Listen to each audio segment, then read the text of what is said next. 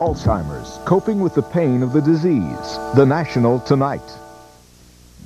Information Radio 990. Miss a morning, miss a lot. The rising price of life-saving drugs. Manitoba hospitals face a new problem. Well, anything that costs more takes away from something else you do in the healthcare system. 24 Hours with Diana Swain.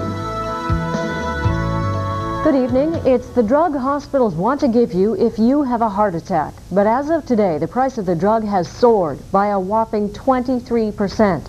As Del Simon reports, local hospitals are asking the government to intervene and say this is a price increase they can't absorb. And it's a type of drug that can be life-saving. Called Activase, it's a blood thinner given to a patient as soon as possible after a heart attack. While it helps save lives, hospital pharmacists say it's also very expensive. It's about $2,200 a treatment. The new price that comes into effect, I guess today, will be about $2,700 a treatment. So it's increased by about $500 for each patient we have to treat. The drug manufacturer, Hoffman La Roche, says it's part of a pricing change across the country. For financially strapped hospitals like the Health Sciences Centre, it means finding another $50,000 to keep itself supplied with one drug. It is difficult because if we're going to continue using drugs like Activase, then something else is going to have to go unless the government of Manitoba gives us more operating money, and we see no sign that that's going to happen. At St. Boniface Hospital, Activase will push up the budget $28,000. The hospital's president says it's a challenge. We're looking at other ways of trying to respond to these kinds of pressures by downsizing our management ranks, looking at reorganizations. At the Misericordia, it'll be an extra $11,000 tacked to their pharmaceutical budget. Individually, it may not seem that high, but add in all the hospitals across the province, and it's significant. A spokesperson for the Pharmaceutical Association of Canada says research is the main reason for the drug increases. And it costs approximately $500 million in order to complete that research to get a product to Canadians. This brings us to our next presenter, Vera. But at hearings in Winnipeg today into new drug patent legislation, presenters weren't buying the drug manufacturer's explanation.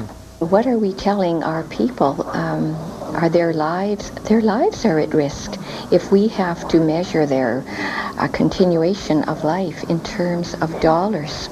Officials at the Health Sciences Centre say they'll ask the federal government's Patent Medicine Review Commission to look into the Activase price increase. But they won't be alone. Other hospitals across Canada are already complaining about what they call the obscene price increase. Del Simon, CBC News, Winnipeg. Police say a 49-year-old man who made a bomb threat at the Manitoba legislature yesterday was in possession of a number of knives. As we told you last night on 24 Hours, police spent several hours scouring the building and the area nearby looking for a bomb. They didn't find one, but it raises the question, how accessible should the legislature be? Here's our legislative reporter Kirk Williams with the story. For decades, Queen Victoria has kept a watchful eye over the grounds of the Manitoba legislature, but lately she's had some help. Cameras throughout the grounds and the building monitor every angle. 8 guards provide human backup.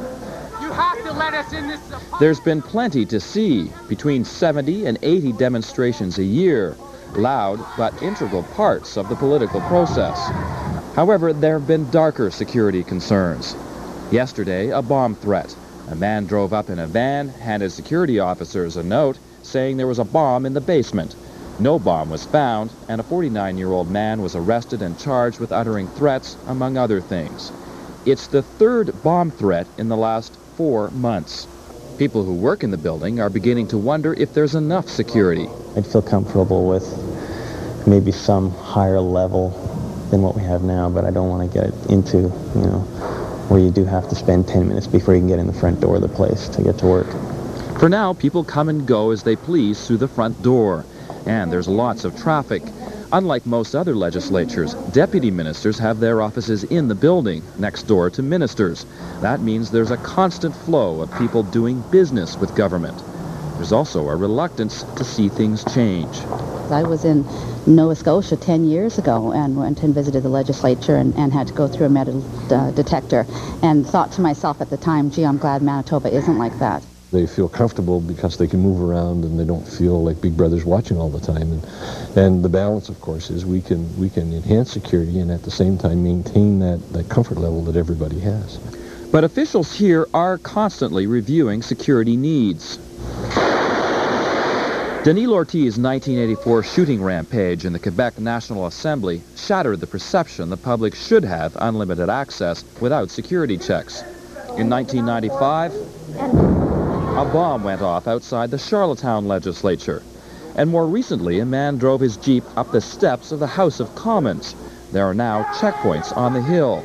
These incidents shape security policy for public buildings. It appears security changes are in the works for Manitoba. Over the next couple of weeks, the Legislative Committee will be presented with a plan to step up security in public committee rooms and the public gallery.